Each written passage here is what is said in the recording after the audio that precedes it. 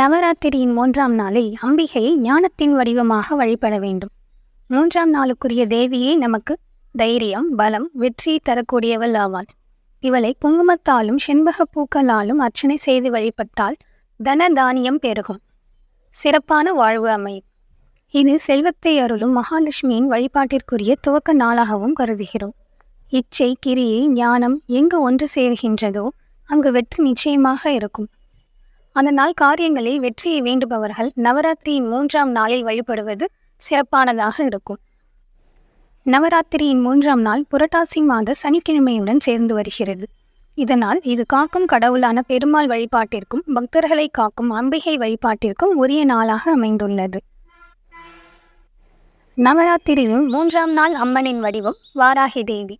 கோலம் மலர் வகை கோலம். மலர் சம்பங்கி மலர். இலை துளசி. நெய்வேத்தியம் சர்க்கரை பொங்கல். சுண்டல் காராமணி சுண்டல். பழம் பலாப்பழம். நிறம் நீல நிறம். ராகம் காம்போதி. பன்றியின் முகமும் பெண்ணின் வடிவமும் கொண்டு விளங்குகின்ற வாராகி கருணையே வடிவானவள். இவளை நவராத்திரியின் 3ஆம் நாளில் குங்குமம், செண்பக மலர், சம்பங்கி மலர் ஆகியவற்றால் அர்ச்சனை செய்து கோதுமையால் செய்த உணவுகள், சர்க்கரை பொங்கல் படைத்து வழிபட வேண்டும். வாராகியை வழிபடுவதால் எதிரிகள் தொல்லை, கடன் பிரச்சனை தீரும். எதிரிகளை வீழ்த்தி தடைகள் விலகி வெற்றிகள் குவிய இந்த அம்மனை வழிபடுவது சிறப்பு. வாராகி அம்மன் வழிபாடு சமீப காலமாக அதிகரித்து வருகிறது. நவதுர்க்கை வழிபாடு. துர்க்கையின் வடிவம் சந்திரகாந்தா. நிறம் சாம்பல். நெய்வேத்தியம் இனிப்பு அல்லது குங்குமப்பூ கலந்த பால் பாயாசம். மலர் தாமரை அல்லது ரோஜா. பழங்கள் உலர் பழங்கள். வாராகி அம்மனை வாராகி மாலை பாடலை பாடி வழிபட வேண்டும். நவராத்திரியின் 3ஆம் நாளில் அம்பிகையை எவ்வாறு வழிபட வேண்டும் என்பதை போஜராஜனின் கதை நமக்கு தெளிவாக விளக்குகிறது. ஒருமுறை போஜராஜன் அஷ்டலட்சுமிகளின் சௌகரியத்துடன் வாழ்ந்து கொண்டிருந்தார். அப்பொழுது அஷ்டலட்சுமிகளும் அவருக்கு கட்டுப்பட்டு அவருக்கு வேண்டிய சுக போகங்களை வழங்கி கொண்டிருந்தார்கள். போஜராஜன் செய்த வழிபாட்டு பலன்கள் முடிந்து அஷ்டலட்சுமிகளும் தங்களின் வசிப்பிடங்களுக்கு புறப்பட தயாராகின்றனர். போஜராஜனிடம் கூறிவிட்டு விடைபெற அஷ்டலட்சுமிகளும் தயாராகினர். புறப்படுவதற்கு முன் போஜராஜனிடம், உனது வழிபாட்டின் பலனாக இத்தனை காலங்கள் உன்னுடன் இருந்தோம். தற்போது புறப்பட போகிறோம். போவதற்கு முன் உனக்கு வேண்டிய வரத்தை கேள் என அஷ்டலட்சுமிகளும் கேட்கிறார்கள்.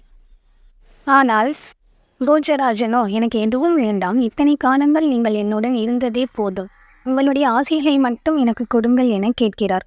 ஒவ்வொரு லட்சுமியிடமும் தனித்தனியாக இதையே கோரி ஆசையையும் பெறுகிறார்.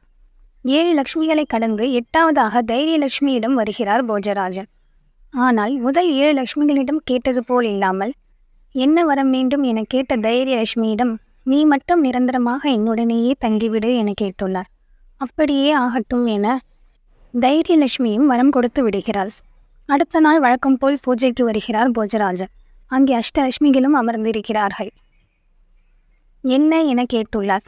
நீதானே தைரியலட்சுமி, உன்னுடனேயே இருக்க வேண்டும் என வரம் கேட்டாய், அதனால்தான் நாங்களும் வந்திருக்கிறோம் என பதிலளித்தனர். மற்ற லட்சுமிகள் சென்று விட்டால் அவளுடனேயே நாங்களும் சென்று விடுவோம். ஆனால் தைரியலட்சுமி எங்கு இருக்கிறாளோ அங்கேதான் நாங்கள் 7 பேரும் குடியிருப்போம் என பதிலளித்தனர். போஜராஜன் கேட்டது போல் நவராத்திரியின் 3ஆம் நாளில் துர்கா தேவியிடம், தைரியலட்சுமியை தர வேண்டும் தாயே என்று எங்களுடன் இரு என வரம் கேட்பாள். அஷ்டலட்சுமிகளும் உங்களுடன் தான் இருப்பார்கள்.